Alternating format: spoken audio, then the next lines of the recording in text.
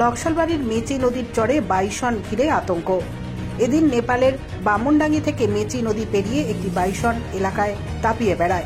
Bison দেখতে পেয়ে আতঙ্ক ছড়িয়েছে এলাকায়। পরে অবশ্য কলাবাড়ি জঙ্গলে প্রবেশ করে বাইসনটি। বাইসন ঘিরে সতর্কতা জারি করেছে বন দপ্তর। বাইসনের নজরদারি শুরু করেছে কলাবাড়ি বন দপ্তর। তবে এখনো পর্যন্ত জনবসতিপূর্ণ এলাকায় প্রবেশ করেনি বাইসনটি।